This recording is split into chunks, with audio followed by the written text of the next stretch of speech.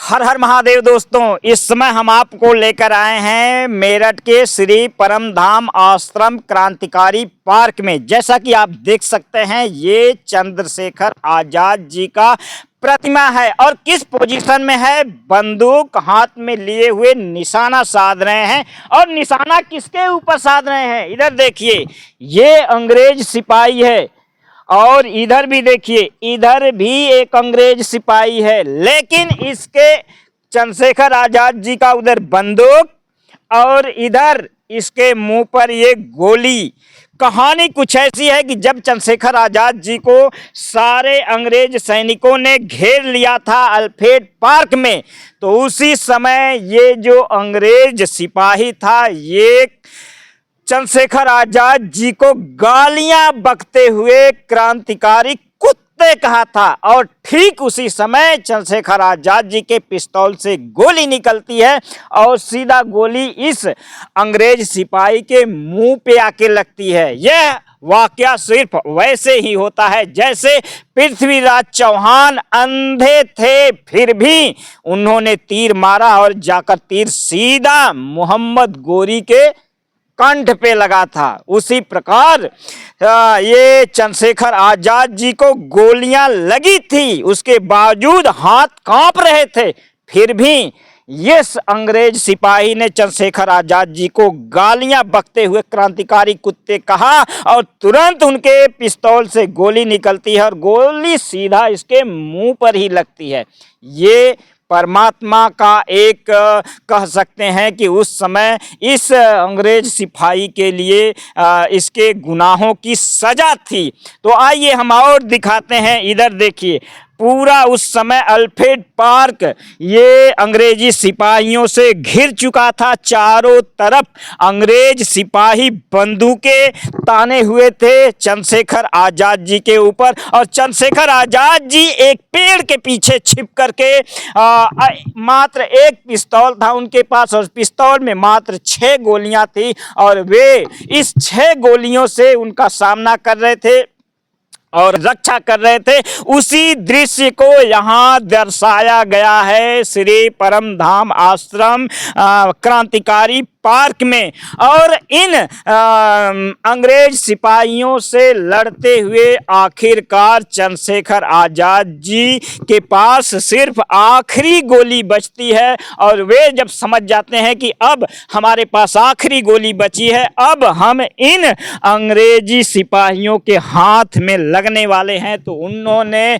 वह आखिरी गोली इनके ऊपर न चलाया, वह आखिरी गोली अपने पिस्तौल के खुद अपने कनपटी पे सटाकर अपनी जीवन लीला समाप्त कर लेते हैं। ये दृश्य क्रांतिकारी स्थल श्री परमधाम में उसी दृश्य को यहाँ दर्शाया गया है। दोस्तों, ये जो आप देख रहे हैं, ये पूरा पार्क ही क्रांतिकारी स्थल है और हमारे लिए जितने भी क्रांतिकारियों ने दुख सही, यातना सही, उनकी यातनाओं को दर्शाते हुए यह अनेकों यहाँ पे ऐसे दृश्य हैं जो कि हम आपको धीरे धीरे करके उन सभी को दिखाएंगे जो उन क्रांतिकारियों के त्याग, तपस्या, यातना और बलिदान की दास्तां हमें बयां करती हैं।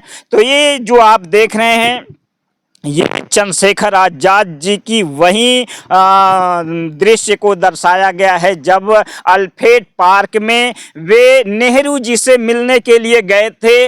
और नेहरू जी से मिलने के लिए क्यों गए थे, क्योंकि उस समय भगत सिंह, राजगुरु, सुखदेव को फांसी का डेट मुकर्रर हो गया था। और जो पंडित जवाहरलाल नेहरू थे, ये एक लॉयर थे, वकील थे, और उसके साथ साथ पंडित जवाहरलाल नेहरू जी का मिलना अंग्रेज के बड़े बड़े अधिकारियों से उनका मिलना जुलना था, उनके घर पे आना जाना था।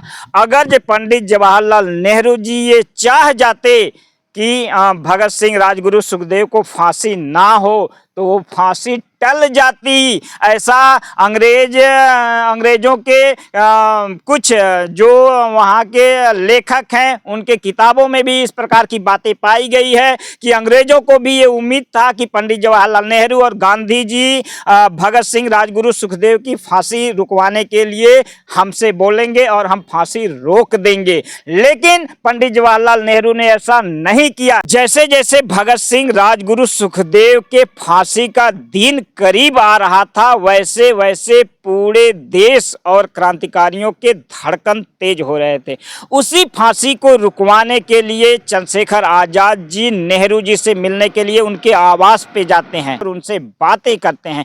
बातचीत होने के बाद जब चंद्रशेखर आजाद जी वापस लौटते हैं और जैसे ही अल्फ्रेड पार्क में आते हैं, तब तक वे देखते हैं कि अंग्रेजों की सेना चारों तरफ से उन्हें घेर रखी है।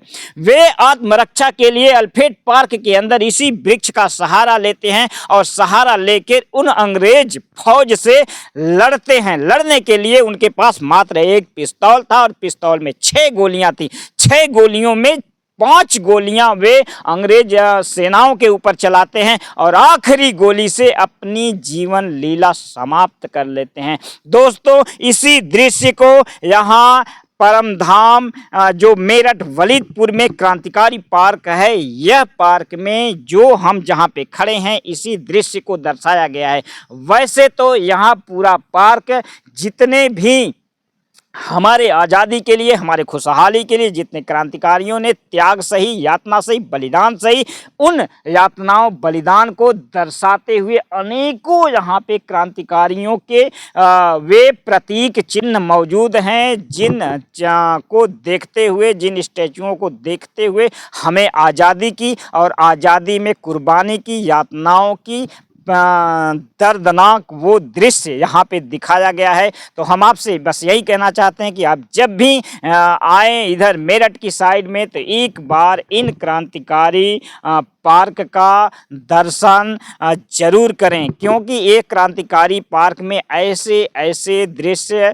स्टैचू, म्यूजियम बनाए गए हैं जो हमारे और आपकी खुशहाली के लिए असीम दर्द यातनाओं से भरे कहानियों को दर्शाने वाली तमाम ऐसी यहाँ पे एक नहीं सैकड़ों ऐसे स्थान, ऐसे स्टैचू, ऐसे म्यूजियम यहाँ पे बनाए गए हैं। यहाँ तक कि सेलुलर जेल भी और जेल के अंदर की सारी वे दर्दनाक घटनाओं को भी यहाँ स्टैचू के माध्यम से दर्शाया गया है। तो आप जब भी इधर मेरठ की साइड में आएँ, परम धाम आश्रम में एक बार जरूर आएँ। वैसे हम आपको प्रयास करेंगे कि यहाँ पे ज़्यादा से ज़्यादा उन दृश्यों को दिखाने के लिए। तो फिलहाल आज के लिए बस इतना, फिर मिलेंगे अगले क्रांतिकारियों के यातनाओं के स्टैचू और म्यूजियम के साथ।